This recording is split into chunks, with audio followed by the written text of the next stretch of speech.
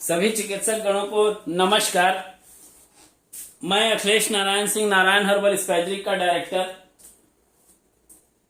Narayan herbal स्पैजरिक अनुसंधान केंद्र के द्वारा आज NH no eczema D3 base product number 6 D3 base का, इसके ऊपर सोराइसिस का ट्रीटमेंट और सोराइसिस क्या है इस चीजों को समझेंगे।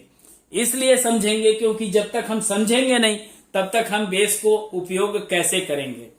तो इसी संबंध में आज हम बात करेंगे सोराइसिस के इंट्राहिमिडिटरी डिजीज जो होती है उसके नेक्स्ट डिसऑर्डर क्या होते हैं। सोराइसिस जो होता है वो एक स्किन डिसऑर्डर है। What is psoriasis? तो सबसे पहले इसके डेफिनेशन को समझाता हूं मैं आप लोगों को। सोराइसिस एक ऑटो इम्यून डिसऑर्डर है जो टाइप तो होता है अपने खुद के जो इम्यून सिस्टम होता है व्यक्ति का, उसके ये अगेंस्ट काम करने लगता है और इसे जो हम लोग कहते हैं auto immune disorder. Auto immune disorder के कारण सोराइसिस जो होता है वो सोराइसिस में जैसे जैसे हाथ, एल्बो वाला जो एरिया होता है या स्किन जो होता है वो लाल हो जाता है और वहां की जो स्केली होता है, स्केली का मतलब जो है धारी धारी लाइन हो जाती है, धारी धारी लाइन टाइप का वो बन जाता है। स्किन के ऊपर पैचेस हो जाते हैं, उभरे उभरे चकत्ते बोल सकते हैं आप। ये सीवियरिटी के कारण अकॉर्डिंग पैचेस जो होते हैं वो छोटे छोटे होंगे, मतलब जैसे हाथ पैर पर होंगे तो वो केवल हाथ पैर पर होंगे, संपूर्ण शरीर पर होंगे तो वो पैचेस संपूर्ण शरीर पर होंगे। ज्यादातर ये एल्बो पर, स्काल्प के ऊपर, नी पर, या यूं कहूं कि ये ऑटो इम्यून सिस्टम जरूरत से ज्यादा जब कार्य करने लगता है तब स्किन का जो कलर होता है वो रेड और पैचेस जो होती हैं वो एज पर कंडीशन बड़े और छोटे हो सकते हैं, जिसमें पस, क्रैक, सीवियर ईचिंग होता है। जहां पर सोराइसिस होगा वहां पर ब्लड का जो सर्कुलेशन है वो या तो कम हो गया होगा या फिर वहां पे सर्कुलेशन नहीं हो रहा होगा। इस कारण से वहां पर ईचिंग शुरू हो जाती है। कभी कभी ये देखा गया है कि थ्रोट इन्फेक्शन जिसमें स्ट्रेप्टोकोकस बैक्टीरिया होता है उसकी वजह से थ्रोट इन्फेक्शन अगर हुआ है तो वैसे कंडीशन में भी सोराइसिस व्यक्ति को हो सकता है। सोराइसिस के यूं तो 6 प्रकार होते हैं, तो वो 6 प्रकार कौन कौन से होते हैं पहले आइए जानते हैं। तो आज हम सोराइसिस के ऊपर बात कर रहे हैं nano technology of electro homeopathy medical research methodology की क्लास नंबर 14 में। व्हाट इज सोराइसिस जान चुके हैं। सोराइसिस के टाइप्स क्या क्या होते हैं, ये 6 प्रकार होते हैं, टाइप्स होते हैं सोराइसिस का। सोराइसिस वुल्गैरिस नॉर्मली स्काल्प, इसका मतलब क्या होता है वो पहले समझ लीजिए। जहां पे ये लिखा हो सोराइसिस वुल्गैरिस नॉर्मली स्काल्प, तो जहां पर ऐसा कंडीशन होता है स्काल्प के ऊपर रेड पैचेस, केली टाइप का फॉर्मेशन होना शुरू हो जाता है, जिसमें प्लेग एक परत टाइप से जमा हुआ होता है और उसके ऊपर रेडनेस ज्यादा होता है। उसको कहते हैं psoriasis vulgaris normally scalp. Second, guttate psoriasis. इसमें क्या होता है, इसमें स्मॉल प्रोपलेट स्पॉट्स, बहुत छोटे छोटे दाने, कभी कभी लोकलाइज्ड भी होते हैं और कभी कभी पूरे बॉडी में भी ये हो सकता है। ये नॉर्मली किनको होता है, ये अधिकतर चिल्ड्रंस को, यूथ जो यंग होते हैं वैसे लोगों को ये ज्यादा इफेक्ट करता है, इस टाइप का यूटेट सोराइसिस। तीसरा होता है इनवर्स सोराइसिस। ये ज्यादातर अंडर आर्म्स, घुटने, नी, एल्बो, कोहनी में होता है। जहां पर स्किन फोल्ड होता है वहां पे इनवर्स सोराइसिस ज्यादा होता है। चौथा नंबर जो है पोस्टुलर सोराइसिस। पोस्टुलर सोराइसिस क्या होता है? इसमें पस का फॉर्मेशन हो चुका होता है। इसके जो ज्यादा पैचेस जो होते हैं, जो छाले जो होते हैं, जो पैचेस होते हैं वो छाले में बदल जाते हैं और उसमें से पस जो होता है वो बनने लगता है और ये पीला रंग का होता है। या फिर ये बोल सकते हैं कि पस एक्यूमुलेशन होता है वो येलो कलर का होता है। पांचवा जो कंडीशन होता है जिसको हम पांचवा सोराइसिस बोलते हैं, पामोप्लांटा सोराइसिस। पामोप्लांटा सोराइसिस जो होता है, जहां पर पाम होता है वहां पर ये ब्लिस्टर बन जाता है। पाम का अर्थ होता है हथेली या फिर पैर के तलवे। हाथ का हथेली हो सकता है या पैर का तलवा हो सकता है, वहां पे पामोप्लांटा सोराइसिस होता है। छठा कंडीशन जो है वो है एरिथ्रोडोमिक सोराइसिस। ये सबसे ज्यादा मोस्ट सीवियर होता है। इसमें जो रैसेस होते हैं वो रैसेस के साथ में वहां से वो निकलते जाते हैं, स्किन उखड़ते जाता है। मान लो किसी के हाथ जल गया हो और कुछ सप्ताह बाद स्किन जो है वो पिघल रही हो, पीली पड़ रही हो, पीला होने लगा हो। सोराइसिस में क्या होता है, जो पैचेस जो पड़ा हुआ होता है वो पैचेस निकलना शुरू हो जाता है, जिसकी वजह से स्किन जो होती है वो बहुत ही सेंसिटिव, बहुत ही पतली हो जाती है और वहां पर कुछ भी टच होता है तो वो बहुत ही अधिक बर्निंग सेंसेशन शुरू हो जाता है। ये स्प्रेड होने वाला एरिथ्रोडोमिक सोराइसिस होता है। ये किसी भी चीज के टच होने पर इचिंग शुरू हो जाता है, साथ ही यहाँ पे बहुत ज्यादा जलन होती है। क्लिनिकल मैनिफेस्टेशन की अगर बात करें हम सोराइसिस के अंदर, तो एरिथ्रोमेटिक जो आरबीसी होती है,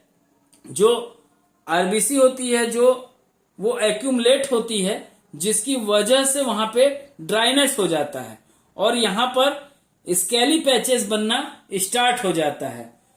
इसी कंडीशन को एरिथ्रोमेटिक सोराइसिस, एरिथ्रोडोमिक सोराइसिस भी कहते हैं। तो आइए जानते हैं इसके अंदर हमको ट्रीटमेंट क्या करना होता है, क्या इलाज करेंगे। यहाँ मिटा तो दिया हूं बट चलेगा। यहाँ पे आप NH नो एक्जिमा को 1/2 कर लीजिएगा, D4 बना करके 50 ml D4 में S3 C3 YE को मिला लीजिएगा, 10 ड्रॉप ईच का, है ना। 50 ml में डाल दीजिएगा। कैसे बनाएंगे, तो थर्ड डाइल्यूशन को ले लीजिएगा। थर्ड डाइल्यूशन का NH नो एक्जिमा को 1/2 कर लीजिएगा, थर्ड डाइल्यूशन बनाइएगा। थर्ड डाइल्यूशन बनाने के बाद वहां से 3 ml निकालिएगा, 47 ml तेल में मिलाइएगा और उसमें S3 C3 और YE का 10 ड्रॉप डाल दीजिएगा। बट एक ध्यान दीजिएगा, ध्यान देने वाली बात यह है कि अगर यहाँ पे आप डाइल्यूशन थर्ड रखे होंगे तो आपको केवल इसमें मेडिसिन को कौन सी डाइल्यूशन थर्ड, S3 C3 और YE को बता दे रहा हूं। अगर इसको आपको वहां डालने की जरूरत पड़ती है तो यहाँ पे आपको डालना होगा 20 ड्रॉप ईच। 20 drop each. जो लोग क्रूड स्पेजरिक यूज करते हैं उनके लिए हुआ है ये, है ना। बट D3 बेस लेते हैं तो वहां पर मात्र 10 ड्रॉप से आपका काम चल जाएगा। दूसरी चीज है कि इसके अंदर अगर हमको ऑयल बनाने की जरूरत पड़ रही है तो हम बना लिए, लेकिन अगर लग रहा है कि हमको इसमें ओरल देना है तो ओरल देने के लिए NH नो एक्जिमा को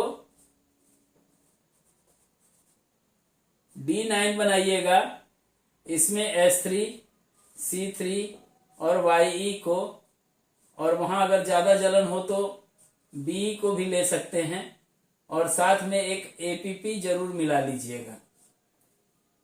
ये जो मेडिसिन हैं सभी का 5-5 ड्रॉप डालिएगा, सॉरी 2-2 ड्रॉप डालिएगा।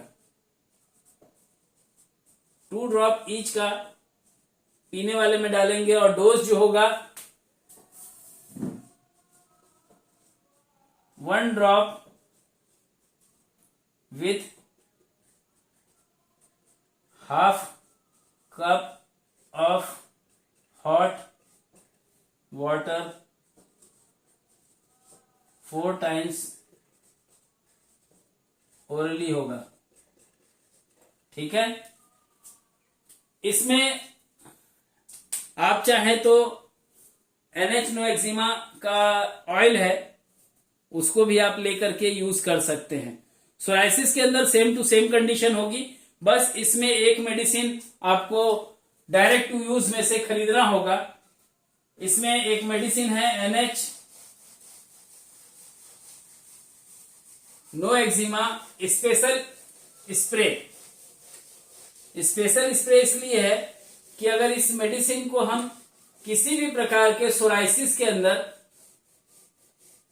मात्र 7 डेज यूज करते हैं तो पेशेंट आपका बताता है कि हाँ मेरे को क्या इंप्रूवमेंट आया है, और पेशेंट के साथ में आपका भी ये मनोबल बढ़ता है जब डिजीज क्योर होता है।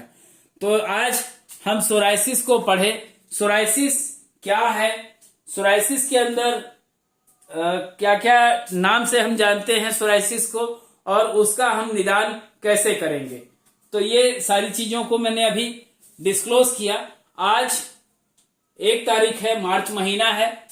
जिन चिकित्सकों के द्वारा नैनो टेक्नोलॉजी की क्लास के अंदर ऑनलाइन जो सर्टिफिकेशन प्रोग्राम के अंदर जिन्होंने फीस नहीं जमा किया है वो अपनी फीस जमा कर ले ताकि आगे की क्लास उनको बराबर लिंक मिल सके। दूसरी चीज है कि अगर किसी को लगता है कि 43 पेटेंट बेस 15 ml में लेना चाहिए तो इसके साथ हम 38 मेडिसिन भी फ्री में देते हैं। 17,500 का ये छोटा सा पैक आप ले करके लगभग 4 से 5 साल तक अपनी क्लिनिकल प्रैक्टिस को बहुत ही सुचारू रूप से नारायण हर्बल स्पैजरिक परिवार के साथ में प्रैक्टिस कर सकते हैं।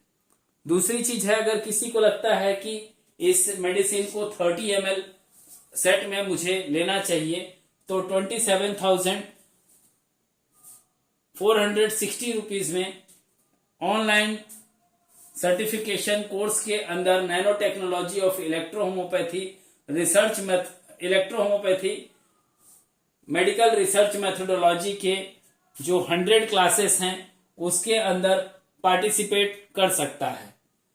14 क्लास चल रही है, अभी 14वीं क्लास चल रही है। अगर इसमें चूके तो शायद ये जो डाटा है ये दोबारा ना मिल पाए, और सभी डाटा जो है वो यूट्यूब के ऊपर जो ग्रुप्स की मेडिसिन 38 मेडिसिन होती है वो nanotechnology of electrohomeopathy medical research methodology के व्हाट्सएप ग्रुप के माध्यम से इसके वीडियो आप तक पहुंच जाएंगे।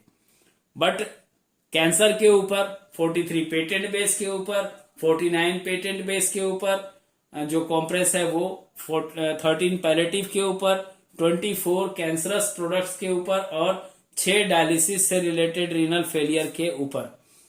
अगर हम क्लास चाहेंगे तो ये आप भले सब्सक्राइब करके ज्वाइन हो सकते हैं, बट इसमें बेस कहाँ से लाइएगा। अगर बेस ना हो तो आपको प्रैक्टिस करना बहुत दिक्कत होगा, दुखदाई होगा।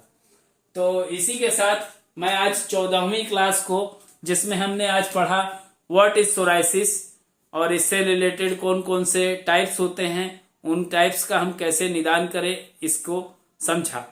तो इसी के साथ मैं आज इसको विराम दूंगा और आप सभी से आज्ञा चाहूंगा। दोपहर 2 से लेकर के 4 बजे के बीच में कॉल मत कीजिएगा। वीडियो अपलोड अगर आप चाहते हैं कि मैं वीडियो बना करके अपलोड करूं तो तामझाम के साथ मैं वीडियो नहीं डालता हूं, सादा सिंपल डालता हूं, आपको पसंद आए समझ आए इसके लिए।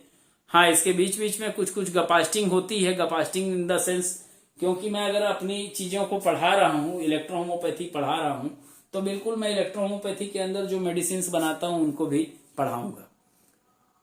जिनको देखना हो बिल्कुल इसके अंदर जो टॉपिक्स होता है और टॉपिक्स के अंदर जो कंडीशंस होती है, एज पर कंडीशन के अकॉर्डिंग हम उसका ट्रीटमेंट क्या करते हैं, किन कारणों से होता है, उनके लक्षण क्या होते हैं, सारे चीजों के ऊपर बात करते हैं। कुछ टेस्ट के ऊपर भी बात करते हैं। तो आज इसी के साथ में इस क्लास को मैं विराम दूंगा। आप सभी को नमस्कार। जय इलेक्ट्रोहोम्योपैथी, जय काउंट सीजर मेटी जी, जय इलेक्ट्रोहोम्योपैथी और जय भारत। आप सभी की भी जय भैया, है ना। वीडियो विराम दे रहा हूं।